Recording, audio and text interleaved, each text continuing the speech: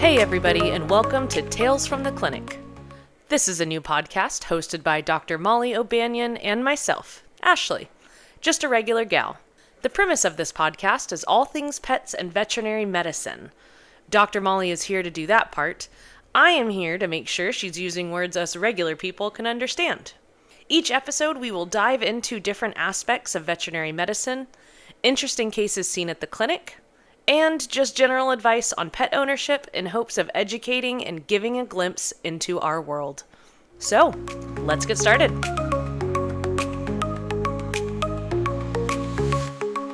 Hey everybody, welcome back to the podcast. We are excited to do another case study type of episode. This one is about a cryptorchid neuter. Basic understanding, because I didn't know there was a word for this. This is when... So normally, when you look at dudes from behind, there's a hanging thing, and there's two little things in the hangy thing called the testicles. Now, a cryptorchid is when the hangy thing decides it wants to stay in its hidey hole cave, and the testicles don't actually drop at the time that, I guess it usually happens at a certain point of their puppy development. Or kitten development. Yes. Better word. Usually by, 6 months they should be dropped. And then if it seems like there's only one dropped or none dropped, you give it another 2 months. No. Okay, ready? Ready. So, when we are born, we are all born the same. And this doesn't necessarily go for humans. This is more animals.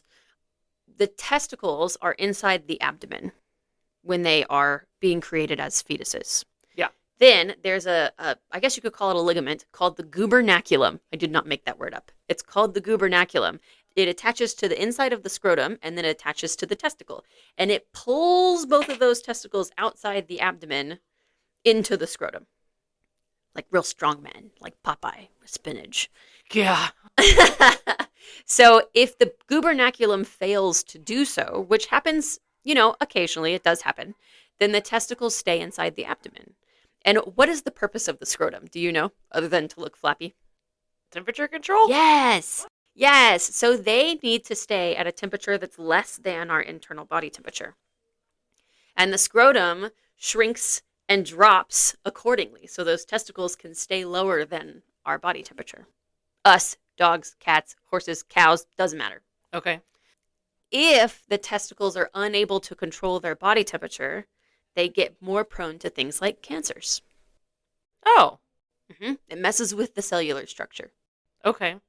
So when you have a cryptorchid, meaning one or both, sometimes it's both, of the testicles don't drop into the scrotum and they stay within the abdomen, that testicle that's inside the abdomen is more prone to cancer. And when I say more, I mean significantly more, like a lot. This is like a bad easy bake oven. It's bad. It's not good. So we really, really, really need to go get that thing out for the safety of the dog. Gotcha. It's also considered to be a genetic issue. So that dog should not be breeding because we're just breeding more of this problem into the future. Okay. Is it more common with certain breeds? I mean, all of your breeds that are known to have all the issues, like your Frenchies and your Bulldogs and all of those little gremlins. Okay. They tend to be. But you can see it in anybody. Okay. It doesn't matter. I've seen it in all sorts of breeds. Okay, so the testicles are supposed to drop within the first couple weeks or even sometimes before they're born. But if they don't drop by the 6-month mark, then their chance of dropping decreases exponentially. So that's where that 6-month mark came into your head. Okay. So by 6 months, usually if I'm doing puppy shots, I'm feeling the balls, right, to make sure they're there. If they don't want to join the party, then I tell the owner, hey, we're missing someone. If they don't show up in the next couple of months, we may have a problem. But we just keep watching. Yeah. If that makes sense. Yeah. At that 6-month mark, I've pretty much called it. Yeah. In my head. Like, this is a cryptorchid, and we need to address it surgically as soon as possible. Yeah. This is not a dog that needs to wait until it's 5 to be neutered. Yeah. A cryptorchid surgery, generally, is not any more dangerous than, like, a spay. Not more than a spay, no. But it is a little bit more in-depth than a basic neuter. Right. Because a basic neuter, you're just doing like a prescrotal or a scrotal incision. So those are like external incisions. Yeah. A cryptorchid, you have to go into the abdomen to get the testicle. Right. But it's actually still easier than a spay. Yeah. Now, if they're like a unilateral cryptorchid, meaning only one of the testicles is inside, then you very well may have 2 incisions, which kind of sucks, but, such is life. So you have 1 incision into the abdomen to go get that testicle, and then you have 1 prescrotal incision to get the testicle that did what it was supposed to do. Gotcha.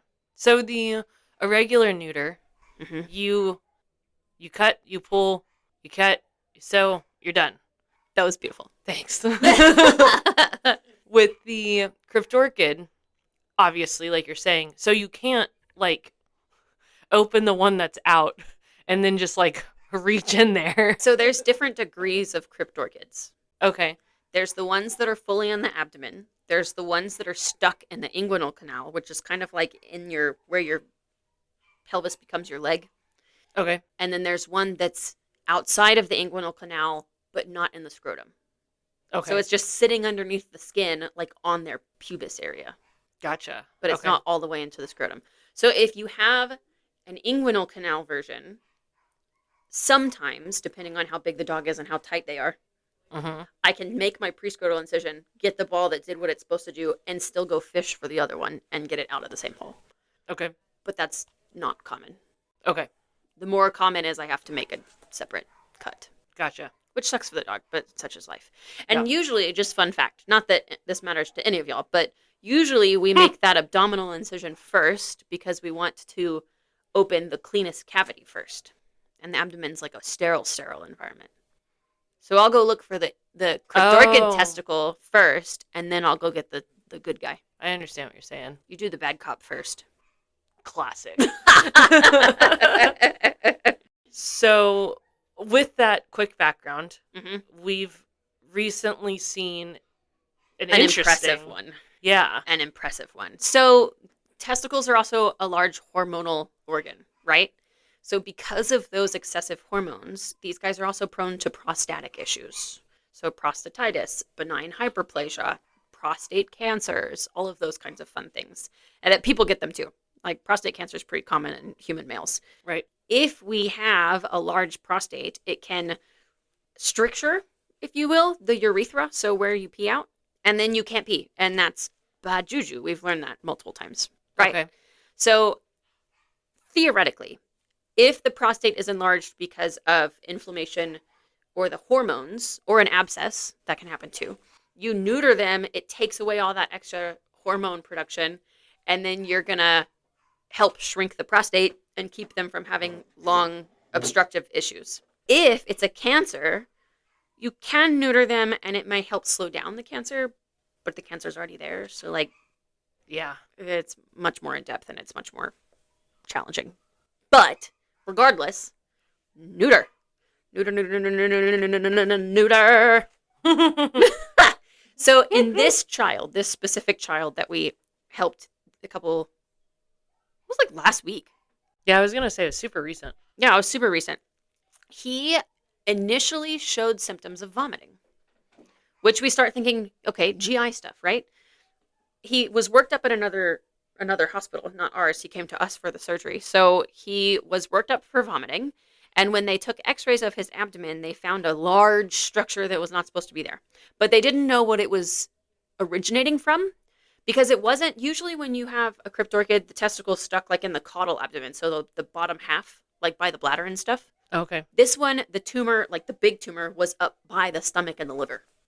So initially that vet clinic thought it was maybe a splenic tumor.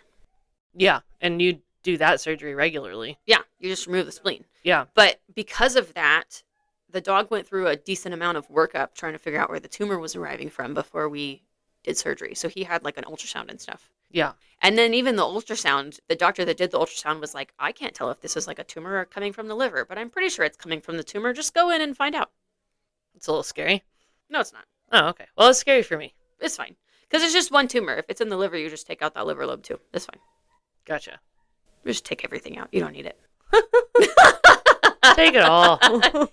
But the good thing about testicular tumors, I guess if there is a good thing about testicular tumors, is that they're usually locally invasive, but more benign in nature. Gotcha. Okay. So they grow really big inside the testicle, but they don't usually metastasize to other organs really well. Okay. So they're just kind of like jerks in their own house. Yeah. They don't really bother the neighbors. Yeah. That simplified it.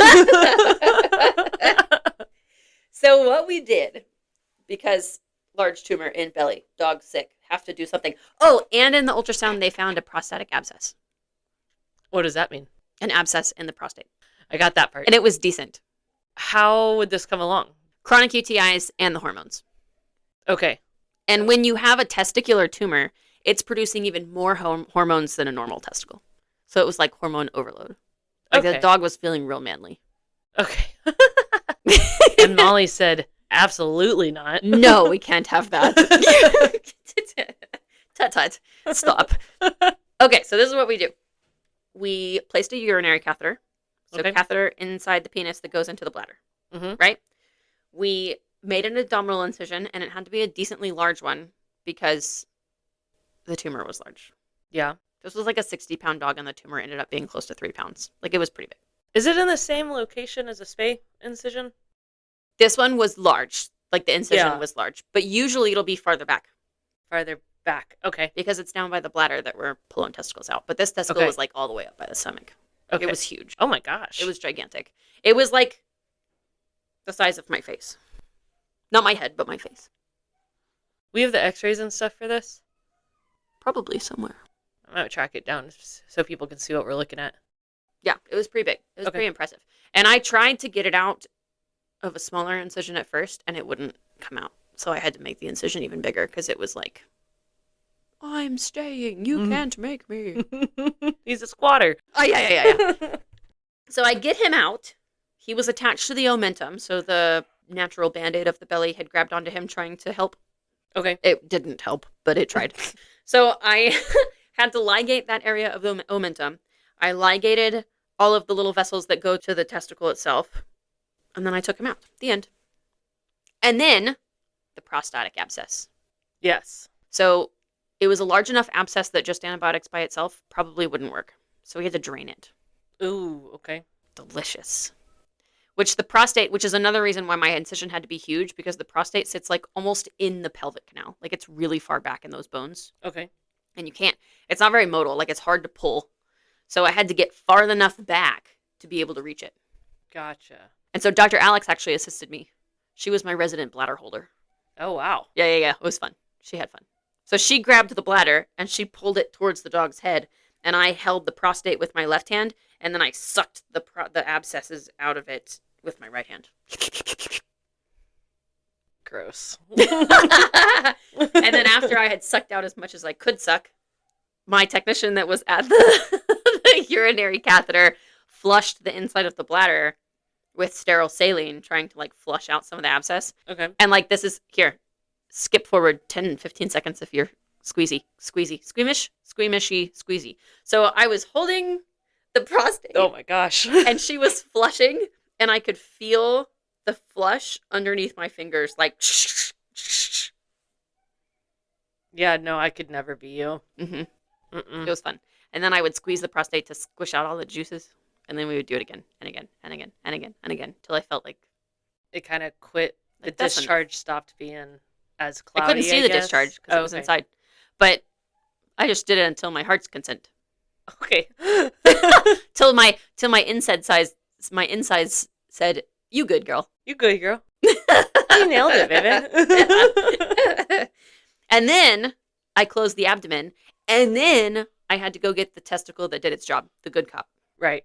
So then I made a prescrotal incision, took that testicle out, closed the prescrotal incision, and then he could wake up. And how long was the surgery, you think? Less than 30 minutes. Man, that's so fast. Honestly, the longest part was me fighting, trying to get the testicle out of an incision that I was trying to keep smaller, but I had pride issues. Yeah. I was like, no, I can do it. And then I was like, I can't do it. Make it bigger. Dang it. So then, recovery time, same as like a spay neuter, 2 weeks resting. A week resting. Okay. 2 weeks, the abdominal incision is like healed. This guy, because the incision was larger, is a bit more than a spay. Yeah. Did you belly band or anything? Would that even be necessary? Yeah. Okay. We did for 24 hours, and then they took it off at home. Okay. And he was chilling. He was chilling, and then he got out of his cone and he licked his incision, and then he wasn't chilling. But he's fine. We got him some more antibiotics. And I think more sleepy drugs, if I remember. Yeah. Yeah. He said, watch this. Blah, blah, blah, blah, blah. Yucky. And so now we just carry on as normal? Did owners need to be monitoring for things moving forward? Symptoms of UTIs. Okay. So like dribbling, blood in the urine, pus in the urine, all of that fun stuff. And so because that tumor was so large, and we sent the testicle off to the lab to confirm that it's a Sertoli cell tumor, which is the one that I've been talking about. But if it's something strange, then we may need to monitor him in the future for metastasis. Okay, gotcha. Which would be further imaging every, 8 to 12 months. Gotcha. But TBD, because I don't have that report yet. Yeah, I don't think that one's come back yet. What's it take? 7 to 10 business days usually? Something like that. Something like that. Interesting. We can post an update if people care. Yeah. Yeah, let us know. Definitely easy probably would be on the Instagram. Leave a comment. Mm-hmm. Yes. Yes. Tell me the update. Share with me. I don't know. Is that German? I don't know what that was. That was almost Borat-ish. But Borat sounds more like my crazy. That's scary. Anyway. This is why we have no friends. But yeah, so this was kind of a short and sweet one. The just a really interesting case that I haven't seen it since I started working there. Literally, it's the largest testicular tumor that I've seen in a long time. And every single one of the techs, we were doing it kind of around lunchtime. So a bunch of the techs were leaving for lunch. But every single one of them popped in at one point to look at it and go, whoa, good job, dude. Good job, dude. High five. Not while you're sterile, but high five emotionally. Yeah. Emotional high five. So, but yeah, if you're curious or if you have follow-up questions, of course, shoot us an email, drmollydvm@gmail.com. Find us on Instagram. We're about to start kicking off a little bit more behind-the-scenes kind of stuff. Hopefully, publicly announcing our weird antics since we talk about them all the time. And there should be photo evidence. There is some photo evidence, which I will be sharing. Prove our stories. We have proof of our stories and how crazy we actually are as people. Yes. And this was another PSA to neuter your pets, please. Yeah, that's true. Unless you want me to pull a giant tumor out of their abdomen. Yeah, and that's not fun emotionally or no, financially or no, physically for the pet. Physically. Much harder of a surgery to come past. Yeah. Like I said, if you have questions, give us a shout out. And otherwise, we will talk at you again in a couple weeks. Make good incisions. Thank you for joining us on Tales from the Clinic. Again, we are your hosts, Dr. Molly and regular Ashley. For more insider scoops into the vet med life and pet ownership, hit that subscribe button for updates on new episodes, and of course, share our channel to spread the word. Check the podcast notes below to see how you can get in contact with us. You can find all of Dr. Molly's affordable pet healthcare clinics on social media as well. Thanks again, and talk soon.